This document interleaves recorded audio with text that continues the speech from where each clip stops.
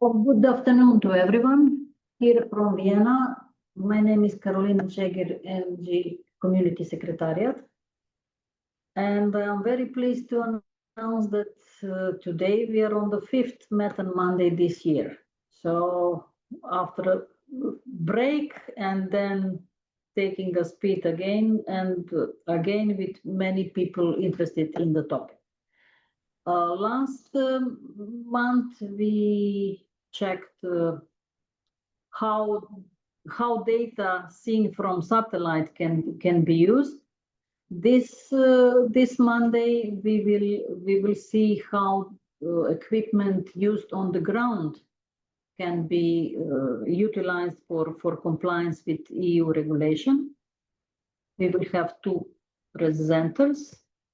Just to try to move my slides is always something else which show up, but yeah, we will manage.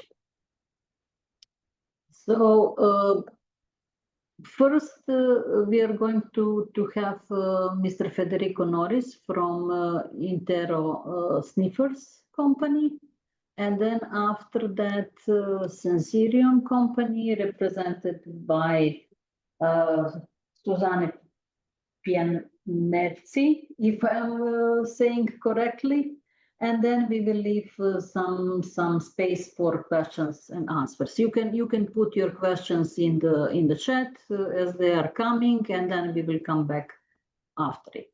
So with that, I will stop sharing my slides and invite Federico to start with his presentation, and please introduce yourself at the beginning because I didn't do it this properly, just company and the names. So Federico, floor is yours. Hello, can you hear me? Yes, we can hear you, we can see you. Okay, I'm gonna share my screen. Hopefully it will work. Yes, it's coming, so yes, and full slide is here, so perfect. Okay, great. Thanks for the introduction and thanks for hosting me, for giving me an opportunity to talk a little bit about tools and best practices to support the EU Methane regulation compliance. I'm Federico Norris. I'm the head of the Innovation and Advisory team at the Intero the Sniffers. Maybe a couple of words about us.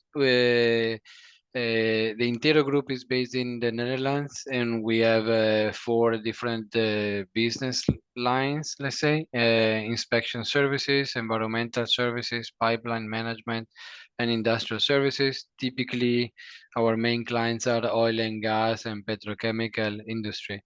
The first two blocks in the middle, so the 2 blocks in the middle, environmental services and pipeline management, is what is the core business of the sniffers, which I mean we're called Intero the Sniffers, and we're based in Belgium, and we've been doing LDAR and MRV for oil and gas and methane, especially in the last few years.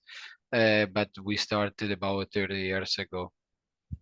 We have offices throughout the world. We do a lot of activities in Europe. We're the market leader in Europe and also in the Middle East, but we have offices and we have projects throughout the world. And we have also operators that are stationed in different, like technicians that are stationed in different areas of the world. So if we go into the humidity regulation, I really don't want to spend too much time because there's already been a lot of different webinars and information about that, but maybe just a refresher to set the scene for the rest of the presentation. So this regulation entered into force in August of 2024, after a long journey from a legislation perspective, and he has already some very strict deadlines that are that we try to summarize here in this slide. So the first deadline was in May, where operators were supposed to submit the full LDAR program for all their assets, where they will describe the techniques used, the timeline, the frequency, etc. And then in August, or like in 3 weeks, there are the first big deliverables, more from a measurement perspective that needs to be delivered. So the LDAR complete type 2 of all the assets that should have been done between the last couple of years. And then the MRV, monitoring, reporting, verification part, Article 12, that it should be basically equivalent to OGMP level 3, so using generic emission factors. And then if we just focus on the operated asset, so looking at the top of the screen, we see that in February we need to submit the same thing, but from also including source level quantification. So actual measurements now, not with generic emission factor. And then a year after, in addition to source level, so bottom up, we also need to do top down or site level quantification and reconcile the two data sets. And for non-operated asset, there is a little more time. So just looking at the MRV Article 12, like I said, the EU regulation said it should follow GMP. So with the three different main level 3, 4, and 5, the OGMP requires. This requires a complete inventory of all the potential emission points, so fugitive and non-fugitive. And then starting from this year, that should be reported in February 2026, we should also do yearly MRV measurement campaigns. The best available technique should be used in according to OGMP guiding documents, and that's what I will talk about later. And for the reporting template, there's no officially a new template yet, and so we will be using the OGMP template in the meantime. And then the regulation talks about verifier, but honestly, this is still, at least to my knowledge, kind of a gray area because there's no accredited verifier yet, to my knowledge. Please correct me if I'm wrong and if you have better information. Repair threshold. So based on type 1 or type 2, there are different thresholds. Type 1, 7,000 ppm or 17 grams, and type 2, it depends on the facility, but for most of the cases of our industry will be above ground, so 500 ppm and 1 grams per hour. Repair, once you find the leak, you need to repair immediately. The first attempt should be done between 5 days, and a complete repair should be done within 30 days. And then for the remeasurements,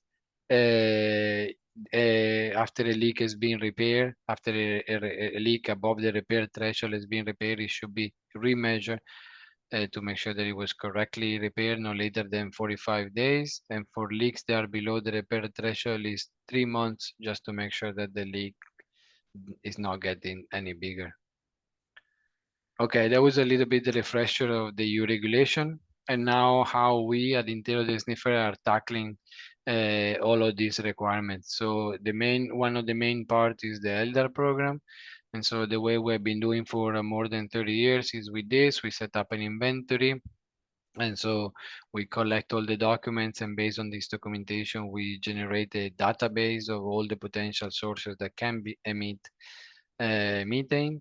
And then we go inside with the best available technology and we quantify the magnitude. I mean, we do a leak detection survey, and if we find some leaks, we quantify first in concentration and then in grams per hour. The calculation and conversion in gram per hour is typically done on step 3 with our software that is already imported and embedded all the calculation workflow according to the standard and the regulation. And then eventually it can generate automatic reporting that can be delivered to the authorities. So like I said, the first step is the inventory. So this is done typically on pin IDs by coloring the different streams and identifying all the potential sources like valve, flanges, connection, etc., from the fugitive point of view, and then also all the equipment that can also emit compressor, tanks, combustors, etc. The non-fugitive inventory as well. This is somehow tedious and process that takes some time. Luckily, some artificial intelligence tool is helping us streamline um, the inventory generation process. So this is a step that we do to get at least a preliminary inventory using AI. And then this preliminary inventory is typically then finalized manually by the inventory specialist. Then we go on site and we use a variety of techniques depending on the scope of the projects and if it's type 1, type 2, if it's an MRV or what are the missions that we need, what are the sources that we need to screen. So we can do standard gas analyzers, we can do optical gas imaging, typically as the type 1 technique. We can quantify with a high flow sampler to get directly grams per hour. If instead of optical gas imaging, we want a quantification as well, we add yeah, we have camera that can also quantify, at least give an approximate quantification. For passing valve, we use acoustic measurement for internally leaking valves. And then we can also quantify emission from buried pipeline through cars or foot patrol. And then for incomplete combustion and for flare, we use some more advanced techniques. And finally, we can use from site level either drone measurement or continuous monitoring, as our colleagues from Sensirium will discuss probably later. Um, yeah, depending on the techniques that is being used, will be compliant with different level of OGMP. So for instance, a standard OGI with just a leak, no leak factor from method 21 will be considered a level 3 technique. While if you use a gas analyzer that gives you concentration, so ppm, and then you convert that in with the correlation factor, you convert that into an emission rate, that's considered level 4. The best approach to quantify emissions from fugitive and also from venting when it's accessible is a high flow sampler. We have our own high flow sampler that we develop in-house, which has very good performance and very low uncertainty. And that's the one we typically use that we have been developing for a few years now. And then for venting, it really depends. I mean, if it's accessible and we can use a high flow sample like I showed before on the vent, we do it.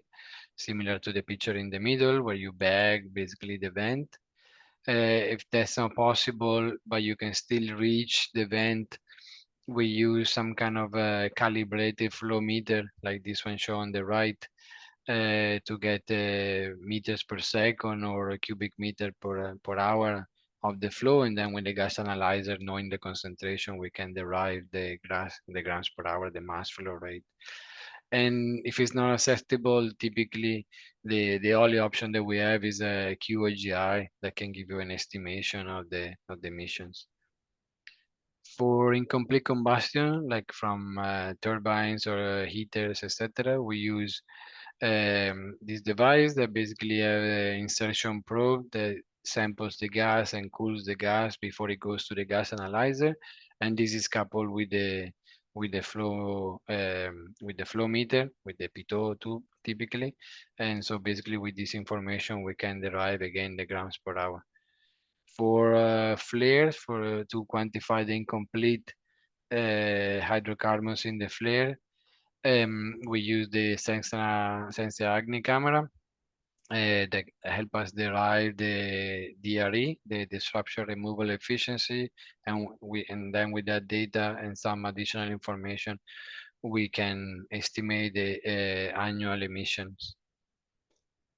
If we then talk about buried pipeline, typically we have a multi-step approach. So the first step, if it's the pipeline is near a road, we drive with the car. We have a few different cars with different technologies. So depending on the scope of the project, we can use more like a PPM grade technology or like even lower PPB. So this is depends on the scope of the project and what the clients really want. But that's kind of the first step.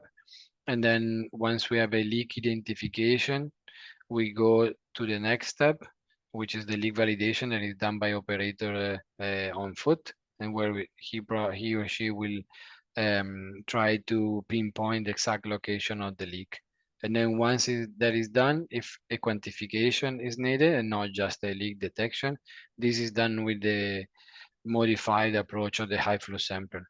And that's considered equivalent and compliant with OGMP level 4. So you have the individual emission from all the leaks from buried pipeline. And then we can also provide OGMP level 5, so site level measurement for a buried pipeline. And this is typically done with the with the car technologies that have, in addition to anemometer, one anemometer to get the weather condition. It also is embedded with the modeling algorithms and multiple passages to get some kind of statistical insight and provide a quantification from a site level with uncertainty. There's been a lot of talk in Europe with the EU regulation that was quite challenging and demanding for underwater or subsea components. Um, we have started doing some projects with some clients and technically it is feasible, so it is doable to do subsea leak detection projects and survey. Yes, additional challenges for sure compared to when we work on shore and when we actually see the pipeline. Can you please mute your microphone, please? Thank you. And then, but so these additional challenges can be somehow overcome, but it requires additional coordination, additional logistics when you're working on several meters under the sea. You need a vessel. So we've been doing a few projects and it's doable with additional challenges. For and so that's true for both pipelines. So running along the pipeline to see if there is any leak along the route, or also specific points like a Christmas tree or abandoned wells where a specific like source specific technology can be deployed there and leave it there, and then it will send an alarm, a signal with approximate quantification when some kind of emission is detected. One very important aspect, I mean, when we do source level monitoring, is to have a very good understanding of the pattern of these emissions. So in addition to quantify the emission at a specific time, moment in time, that's basically a snapshot, and we know how much is emitting at that time. But the other missing information is how many times that event is occurring during a year, during 1 year. So there are different ways to do it. But for instance, for a PSV, PRV, the safety valve that you might have, we don't know how many times they are releasing from like their venting. So we have been installing some acoustic device to measure like the internal passing of the gas. So basically when the valve is opening or if it's not properly closed. And so this help us really understand how many times an event is occurring. So by knowing the emission per event and the number of events in a year, you can estimate the number of, I mean, the annual emission rate. And typically this is done with a wireless solution and can be also used for other ones. But this is the part of activity factor is something that is being overlooked and it should be much more focused in the future. And this also is true for other sporadic or for other non-continuous emissions that you might have.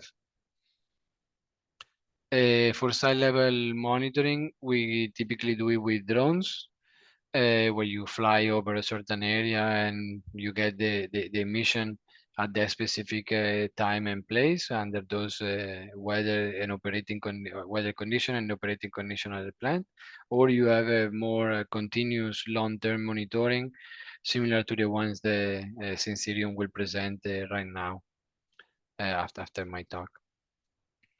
And then once you have all the information from bottom up and top down techniques, this can be placed into the OGMP template that will be similar to the MRV template from the beginning. You need to do some level of reconciliation, considering also the uncertainty of the techniques and the propagation of uncertainty due to spatial and temporal variability of the sample. But basically, you will come out with the flow chart like this, where you basically can classify your results and see if they are consistent, if the difference are explainable or quantifiable, and basically come out with either a level 5, which is what you want, or a temporary level 4, because different approach should be done to achieve a reconciliation. But at least this process has informed you of uh, inform you on the complete data set of emission that you have, and probably will give you some guidance on how you should do things differently in the future in terms of quantification. So all of this process is quite is a lot of data, is a lot of processing, is a lot of information. So we typically manage with our own software, which is a cloud-based software that basically support the entire process from the inventory preparation in the middle, that starts from the PNIDs that you see on the top left. And then after the measurement are done, it correlates with the standard that are applicable, and with let's say conversion of the data from site to the emissions. And then these eventually can be converted into the OGMP template. And in the case of leaks and repair, we can also generate automatic leak repair order that can be then shared with the maintenance team. Very briefly, in addition to the boots on the ground activity that we do, like with measurements and calculation and emission, due to the growing complexity of the topic and what the regulation is requiring, we also provide advisory or consultancy services, either for OGMP or for EU meter regulation now, that basically support and try to smooth a little bit the the interpretation and the deployment of the right approach to comply with this regulation. So we can provide trainings for OGMP, for emission management, for emissions quantification, and for how to use different software. This is in case maybe a part of the measurements are not done by us, but they are done directly by the client in collaboration. So of course they will need to know a little bit, some kind of training. And then for the gap analysis, okay, some operators have been doing measurements and mainly from a safety perspective for quite some times, but now with the entering force of the UMIT regulation and the OGMP, there is a different level of demands from this regulation. So one thing that we typically do when we start working with new clients is a gap analysis to understand where they are compared to where they need to be, like where they are in terms of methane emission measurement and reporting. So we review their processes, we do a desktop assessment of everything that they do or everything that they have and how the data is being processed and managed. We identify the major methane losses, and we suggest the best available techniques to reduce or to fill the gaps between what they're doing and what they should be doing to comply with regulation.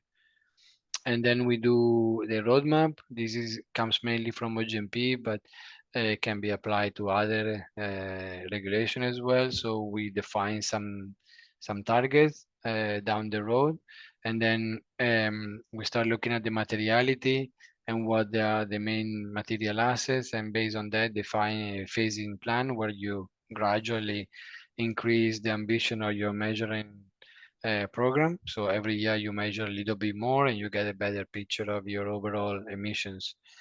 And then this will eventually lead you to have a very complete picture that will support you the abatement plans and plans for mitigating and reducing your emissions.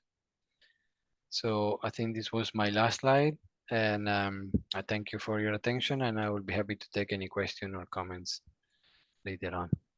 Thank you. Thank you very much, Federico. So it was really very comprehensive and overall approach. So support is here, whoever wants to start with this journey or wherever it is on this journey to cope with methane emissions.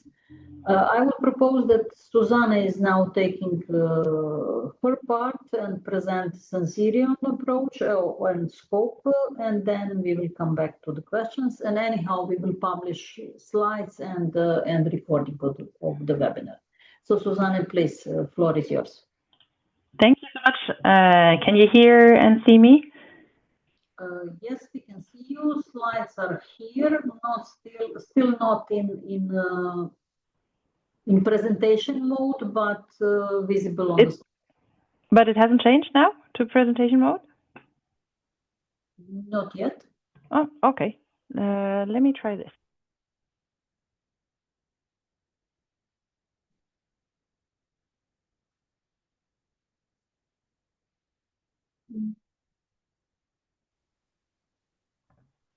Now they disappeared completely, but yeah. Let me see. Coming back. Coming back. How is this? Visible, not in presentation mode, but visible. But maybe you can start the presentation. That's kind of weird. Very sorry for that. But then Zoom is giving me a hard time, it looks like. Well, thank you anyways. Then we'll make sure to share the slides and the recording, and I hope then everything is being readable. Very sorry for that. Yeah, so thank you very much for having me. My name is Susanne Pianezzi. I'm with Sensirion. A couple words about the company, as Carolina asked for. So Sensirion is a Swiss-based stock-listed company. We are employing about 1,300 employees globally. Within our subsidiary, Sensirion Connected Solutions, we have offices in Switzerland, close to Zurich, but also in the US and in Canada. Within that subsidiary, I'm responsible globally for anything sales, business development, product management related, which obviously in that space, regulations are a big driver and a big topic always for any detection technologies. So that makes me also look into these regulations quite regularly, also interfacing with the regulators directly wherever possible. Sensirion Connected Solution offers, as it says here, easy to use and scalable IoT solutions for methane emissions monitoring. And very important, these are always continuous methane emissions monitoring solutions. So you'll see we are clearly biased there, feeling that is a very good way to go about regulatory compliance, operational excellence, whatever it is that you're trying to achieve. Yes, so that much probably for now about Sensirion and myself. More than happy to dive deeper if that is needed or if there are questions. I will also not repeat, especially as Federico just did such a good job in kind of like summarizing the EU methane regulations. So clearly there is an increased LDAR surveys frequency and scope that requires also additional follow-ups. In the future, you'll have to do MRV reporting, so also reconciliation efforts, as some of you may know through the OGMP framework already. And we very much believe that stationary LDAR technology, so in comparison to all the mobile solutions that the sniffers provides, there is quite a lot of benefits that do come with them. However, they are a bit new in that space. In other areas, stationary LDAR is already widely used and very kind of like the best practice comes to refineries and benzene or other hazardous gas measurements. So also in that space here, we believe it allows you to deploy your resources in a very targeted and meaningful manner, meaning you'll only have to do follow-ups or repair when it's needed. It will get LDAR to the next level, I believe, and provides additional benefits, like it allows you to achieve operational excellence, get to net zero. So there is lots that kind of like you can benefit from in addition to just, if I may say so, achieving regulatory compliance. Maybe also something to keep in mind, the technologies and the approaches that I'm going to introduce to you today can be used as stationary LDAR technologies, so for the type 1 and type 2 LDAR surveys that are required per the EU regulation. But please keep in mind that they also can be used comes February 2027 for MRV compliant reporting, right? So some of them also allow you to do site level measurements. And so that I think is something to be kept in mind. If you were to decide to go down that road already today, there is a future proofness with these technologies also in the coming years. What do I mean when I say stationary LDAR, and actually where and how do we envision those type of technologies to be deployed? I've tried to summarize and visualize it across the natural gas value chain, so from the heavy upstream offshore production side of things down to, or via the midstream parts of the natural gas value chain to the very small downstream infrastructures. At Sensirion, we have in total, as of today, 3 different stationary or continuous monitoring solutions. One is a close proximity, so it's an intrinsically safe small measurement node. We call it NuboSentry. There is a fence line solution called NuboSphere, and there's also, through a recent acquisition, now a camera-based solution that we can offer from a company called Kuva Systems, and that is US and Canadian-based. And those 3 solutions we see very complementary or working in tandem, depending on the complexity of the site. So what I marked in green, without going in too much detail here, like the dark green, that would be our recommended deployment solutions from offshore to low complexity upstream sites for NuboSentry, for example. Also NuboSentry when it comes to small infrastructures that are all housed indoors, these cabinets, governor stations, or small pressure reducing stations. To be used in addition, however, when things become more complex, in the middle of that visualization, right? So if we have medium to complex upstream sites, you've got tanks and gathering, etc., or even further processing and compression, then clearly NuboSphere, from our perspective, would be the recommended solution, where you could add optionally, for example, NuboSentry, to also monitor, again, the in-house infrastructure or certain areas on your assets that for you are a priority to be monitored, and you specifically want to survey this one. On top of that comes the camera. It has a higher detection limit than the other 2. And so I changed this plot actually a little bit to make it suitable to speak about EU methane regulations compliance offerings, because I feel the camera is a very, very valid and a very good option if you are trying to improve your operational efficiency, or you are interested specifically in root cause analysis. But given the higher detection limit, if your main priority is regulatory compliance within the EU, it might not be the most suitable option. But really, I think what I'm trying to get across, we've got plenty of solutions that in combinations or as standalone are able to monitor the full natural gas value chain, minus the pipelines. That's fair. And so just talk to us, and we are more than happy to guide you through this process, depending on your exact assets, what would work best given your use case and your goal. How would we foresee these stationary LDAR or continuous emission monitoring solutions to be used actually in real life? I think that's a very important component of the whole solution that we need to discuss here. What I also would like to highlight already at the very beginning, that this type of a workflow or a work practice is exactly what the EPA is currently implementing in the US using continuous emissions monitoring solutions for periodic screening. So it's very much copied with a couple of adjustments for the European situation or repair thresholds. But I think it's important that already another part of the world is implementing continuous monitoring as an alternative to traditional technologies in exactly that manner already as of today. So let me walk you through here quickly.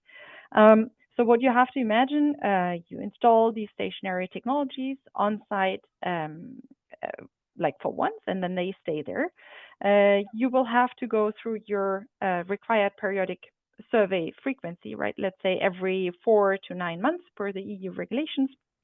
So you kind of know when the next official screening would come up. Similar to when the sniffers would go to your site again, and you would know in advance that, well, next week, Wednesday to Thursday, they are going to do the survey. You would know the same dates, but for stationary LDAR technologies. However, you have the benefit now of having something on site already continuously surveying your site. So this first gray box is very important, I think, to mention. You can use that continuous data to prepare your site. So you repair, you fix anything that was detected and wasn't fixed or repaired already in preparation for the official screening coming up. So you're perfectly and all set comes that day. There are no surprises, which I think is very important because it will minimize potential follow-ups that you have to go through if you kind of don't know what you're going to encounter. What the system then does, if there is Wednesday next week, it runs an automated quality check to make sure that everything is up and running, kind of like everything has a green light to it, and the solution is ready to do the official monitoring for then in the US between 12 and 24 hours only. So very similar again in terms of amount of time than when you do like a traditional, let's say level 4 site screen. And then it's reporting anything that is found above in Europe, the repair thresholds required for LDAR type 1 or type 2. Then following by a follow-up, for example, through OGI to determine the exact component that has been leaking, to then be followed by a repair action and a reporting requirement. So then kind of like being like the last 3 gray boxes are very similar to what you're already used to. So I hope that clears it a bit. One comment from myself, I came across quite a lot of questions. Well, then what happens to the continuous monitoring data and the alerts that are potentially created in between 2 surveys? And I think that is very crucial, and we are very open and are already in discussions, not only with operators how to go about this, but also with regulators, with competent authorities, which I think is a very important discussion to be had, because I think similarly to how the EPA is approaching it, an operator going for the maximum screening frequency, meaning continuous stationary, should not be punished for trying to do the maximum. So I think what we need to find together with regulators and competent authority is like this fine line between somebody going the extra mile, kind of trying to really reduce the emissions as much as they can, knowing about potential fugitives as early as they can, and well, then not having to lift additional reporting requirements, for example. So more than happy to engage whenever you have questions or you would like us to engage with your competent authority. I presented to you the 3 solutions at the beginning. Maybe let me dive a bit deeper into the two ones, the Nubo-Sentry and the Nubo-Sphere, that are suitable when it comes to the required repair thresholds within or to comply with the EU regulations. So one is what we call close proximity sensors. So it's an ATEX Zone 0 intrinsically safe sensor node, meaning you can mount it directly onto the equipment to monitor exactly that piece of equipment. It's battery operated. It's developed and designed for a 5 years lifetime at a measurement frequency of once every 20 seconds. So once every 20 seconds, it will take a local concentration measurement and communicate that data via LoRa to a close by gateway, for example. To make it a bit more tangible, what I added here is the range that it is suitable to still detect a 17 gram an hour detection. So similar like to what is required per type 1 surveys. And in case of Nubo-Sentry, that you can imagine that to be about 5 meters. So you don't need it to be like within centimeters of reach of a potential emission source. It's also fair to say it won't be able to detect 17 grams an hour at a distance of 100 meters, but really 5 meters is what we see both in simulations, but also in experiments on actual sites. And then the next one, the fence line monitor, that is whoever came across us already in the past. What we have been marketing since a couple of years now, that is Nubosphere, our fence line monitoring solution. It's non-ATEX compared to the Nubo Sentry. It's solar powered, backed up by batteries, obviously, and it's communicating via LTE. It has a lower LOD. It's using the same measurement technology, I should say, so the same sensing technology as the Nubo Sentry, but there is a bit more power we have available through the solar panel and the batteries. So we can power the mid-infrared laser inside the nodes a bit more, and that allows us to go down to lower limit of detections, which also then increases the range up until which Nubosphere can detect, for example, a 17 grams an hour emission, up to 10 meters in that case. So I hope that roughly gives you an idea how those two solutions look like. Now, in terms of exemplary deployments, so offshore, what we are imagining is a sensor network of these intrinsically safe nodes. So that's either like every 5 meters, I've heard some operators say, other will install it close to LEL sensors because their placement already has been strategically identified. It's really a bit of a learning process still, as you very well may know. There aren't many continuous emissions monitoring solutions out there that are already deployed offshore. So we'll go through that learning together with the operators. Something to mention that I came across recently, discussing with somebody in the US, that I found very interesting. That specific operator imagines to use solutions like this one, in addition to their like standard OGMP level 5 campaigns that they are doing already as of today, to have a bit of a continuous insight around the, for example, drone survey, to simplify and ideally make the reconciliation more successful. So I think that's an interesting thought, I felt. Onshore, as you may also remember from the earlier slide, especially if it's a complex site, like let's say a compressor station, a dehydration station, whatever, we see the combination of those two solutions really be a very strong option that is going to optimize coverage and performance of all relevant emission sources. In the course of time, I'm not going to walk you through all of this, but I think there are lots of benefits combining fence line with close proximity sensing. I picked one simpler example, like let's say of a valve station here somewhere in Europe, that is rather small, so it's 20 by 20 meters in size. What I could imagine there as well is just a Nubo Sentry deployment, in that case 3. I depicted 3 green circles. Each of them has about a radius of 5 meters. So you can easily see that with these 3 proximity sensors, you could survey the full site, and then obviously only go there upon detection of, in that case here, a 17 gram per hour emission or larger, not having to drive there blindly, potentially finding nothing and then driving back, without really having achieved anything. One example of an indoor deployment, so here like a small pressure regulating cabinet. Again, we would need indoors to place the nodes strategically. There are already quite some well understood simulations of the airflow inside any housing that has operating natural gas infrastructure, for example, for LEL sensors. So we would probably follow the same approach. And then indoors, the conversion from grams per hour to ppm simply relates to the leak rate, the building's volume, and the air exchange rate, whether that's forced or natural, doesn't matter so much. And we can easily simulate that. And what the little plot at the bottom also shows you, that for a building volume between 10 and 1,000 cubic meters, depending on whether you would like to do a type 1 or a type 2 LDAR survey, a certain limit of detection is required, and that again is very much in the space of what both Nubo Sentry and Nubosphere would be capable of doing. But clearly, as it's indoor, Nubo Sentry is the only option, really. Some very recent measurement data that I think is important to share as well, so we don't only make this a nice PowerPoint show here. So we recently on a TADI campaign, so it's this test platform operated by Total Energies in southern France, demonstrated the low detection limits of below 10 ppm.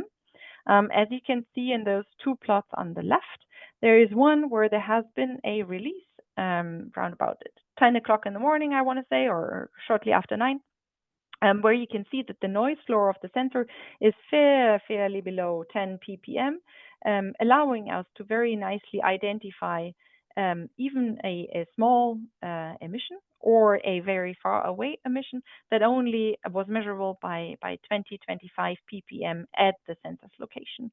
So I think that is a very nice result. At the bottom, you see 3 sensors in total. So each line depicts one sensor, and then you see red dashed lines to kind of like highlight 50, 100, and 200 ppm concentration readings.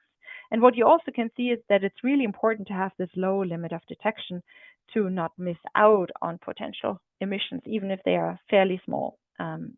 Yeah, and then to the right, you see similar things for Nubosphere for the fence line solution, where we have done different campaigns with Vito Labs in Belgium, or also now with EMPA this year, to confirm either the detection range. So Vito once did an experiment where we successfully detected 17 grams an hour at a distance of even 20 meters. And then EMPA just recently also confirmed our low limit of detection, which, speaking of 3 sigma, so at a very high confidence rate, is below 1 ppm as well. Or we did some tests ourselves. And I think what is very nice to see here for 1 gram an hour or 17 grams an hour at different distances between the fence line monitor and the simulated emission source is that you very clearly can identify emissions up until the end of the release. So you also can see that this is not just some random noise that has been picked up, but actual methane that the sensor measured. So I'm coming already to the conclusion, and I hope you were able to not only read but also to follow. So what I would like to post here and to summarize as a take-home message is really we see stationary LDAR as a mean to streamline your compliance efforts. There are lots of things you have to do and measure and report on compared to years ago. And I think that the toolbox has to increase. Stationary LDAR definitely being a tool I would recommend you to add to your toolbox. Obviously, it's important that a solution you pick is able to meet the EU methane regulation requirements, so specifically the repair requirements, or let's see where the detection limits, the MDLs are going to land. But yeah, Sensorion provides very sensitive solutions, so we are very optimistic that our solutions are capable of meeting these requirements. I'm more than happy to, by the way, also share our very detailed response to the LDAR questionnaire. Please just reach out in case you're interested in reading through that. It's a fairly long document, but it provides quite a lot of insights about the technologies itself. You have to, if you use that, you have to account as a regulator or as a competent authority. I think what is important to remember is you have to account for the specific characteristics of stationary LDAR solutions. So one of them clearly being you have to convert from leak rate to the measured concentration at the location of the sensor. You can do so, for example, by using a plume dispersion model. You also have to differentiate between requirements for indoor and outdoor installations. But also there, we've put quite some thoughts into that of how that could look like. Additional benefits that I tried to highlight at the beginning that are not only regulatory compliance, which I think is already in itself quite a big benefit potentially for operators, but also afterwards it allows you to do targeted follow-ups to, for example, confirm repairs through the absence of emissions. You can use the very same technologies in addition to increase your safety for indoor monitoring. You can gain additional insights to, for example, inform investment decisions simply because you know which equipment is leaking the most, let's say, or which is posing the biggest issues. And last but not least, you're really setting yourself up to be future-proof. As a reminder of what I said at the beginning, you can not only use these technologies for ELDR, but also at a later point in time for MRV reporting, which I think is important. You don't want to install or use the next technology.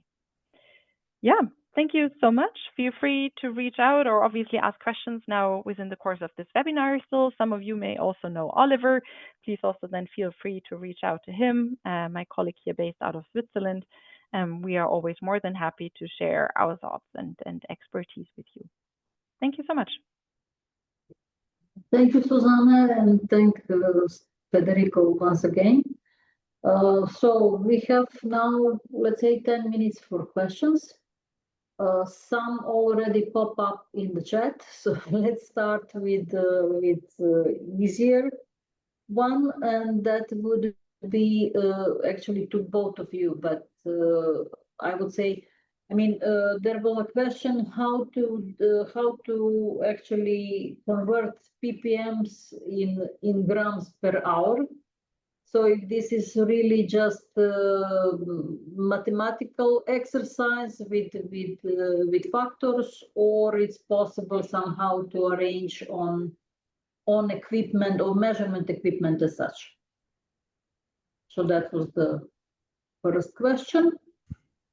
Then later it was a question related to particularly to slide 6 of Susanne, which you showed. So if it's really just ELDR 1 or it's offer also for ELDR 2 type.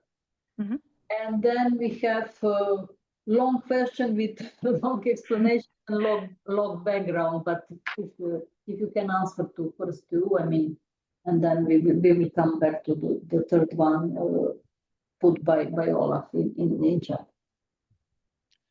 Maybe I can take the first one. Yes. Yeah. If your device only provides ppm, there are empirical equation to convert them to grams per hour. I assume you're talking about fugitive emissions. So, you know, EPA method 21 provides with the equation that you should use, depending on the type of source that you have. Ideally, you will quantify with high flow sampler that gives you directly grams per hour, and most likely you will have a more accurate. I mean, definitely you will have more accurate, and most likely will be lower emission compared to ppm converted into grams per hour based on the conservative empirical equations. Thank you, Federico. Susanne, did you check in the meantime the slide 6 and the question? Yes, and I read through the question of Olaf. Thank you both, Charlotte and Olaf, for that question. So the first one on slide 6. So it's both. It's both per the detection limits of the technologies, which is in like we expressed that in ppm, and now you can convert that to grams per hour, taking into account the distance, the maximum distance you allow these sensors to be installed. And like very obvious, if you reduce the grams per hour rate, so if you go from 17 grams per hour, what I had on my slides, to just 1 gram an hour, the maximum distance is also being reduced, right? So ultimately, yes, it can be used for both, but you'll require kind of like a denser network if you want to do the type 2 ELDR survey with the same solutions as well. I hope that clarifies it. So there is really just a correlation with regards to the distance. And then to Olaf's questions, that would require a much longer conversion and conversation that I would happily have. So fully aware of that. We believe definitely the EU Commission should rethink, as I think the larger the toolbox, the easier it will be for operators to comply. So we are in discussions. As I said, we handed in a lengthy description in answer to the ELDR questionnaire. And to your very last question, yes, we are, whenever it's possible for me, also discussing with GRE, with IOGP, with Eurogas. So yeah, we are trying our very best, because I think it would really be for the best, for the benefit of the industry. But we are more than happy, Olaf, if you have additional pathways or additional thoughts of how to approach regulators and competent authorities, I'd be more than happy to discuss. I hope that answers his question. Thank you. Thank you, Susanne. So it's a long way adjusting technology with regulation and regulation with technology, but yeah, on the same path. That is true. And then we had, in the meantime, I mean, Susanne, you can maybe read in the chat because it's question for you. And then in the meantime, we had the question for Federico, saying actually if artificial intelligence is dealing with all this data, how you deal with cybersecurity. So how foreseen this part. Yeah, I mean, maybe the term artificial intelligence is a little bit stretched and overused these days. Maybe let's say automatic inventory of machine learning, but basically what we do is a image recognition tool that can convert a PNID drawing into a database. So it's still done locally in our server, but the overall our platform is a cloud-based platform, like many other cloud-based platform, and our IT department ensures that we have all the security protocol and the cyber security protocol.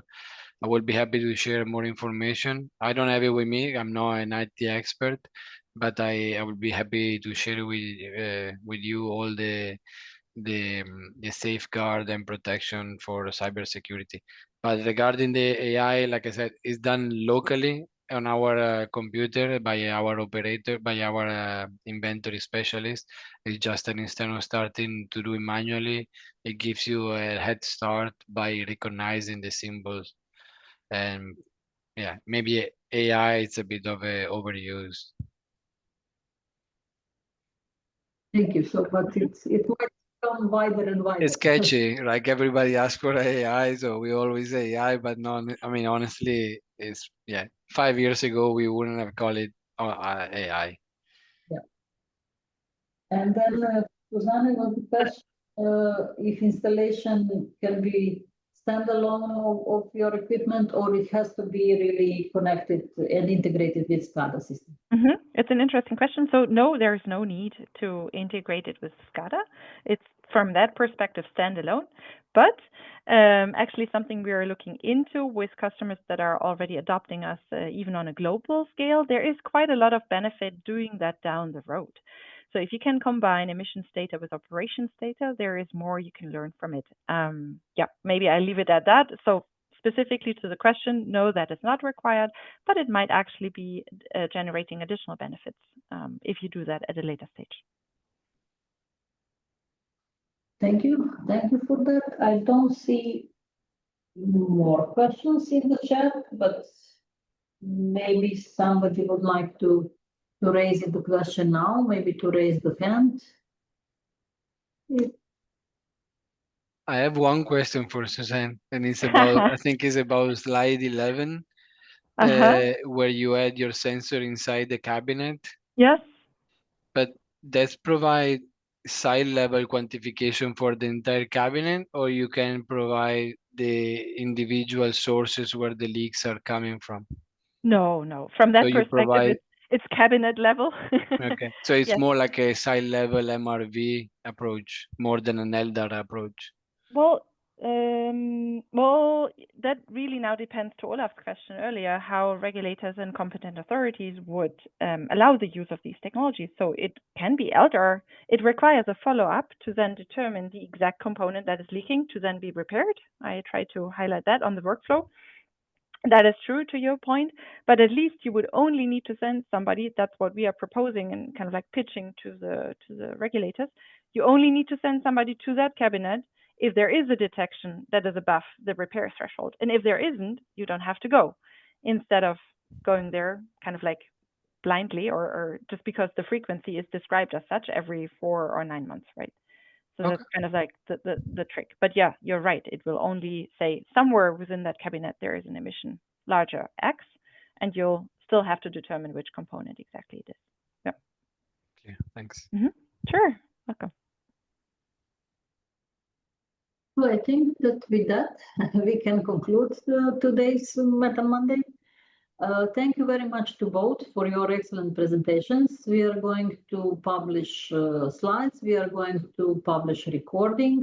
I invite everybody to check and contact you directly or via Secretariat for more questions or more discussions. In the meantime, I wish you all nice August and summer break, and we will continue with Methane Mondays in September. I cannot promise that it's going to be the first Monday in September, but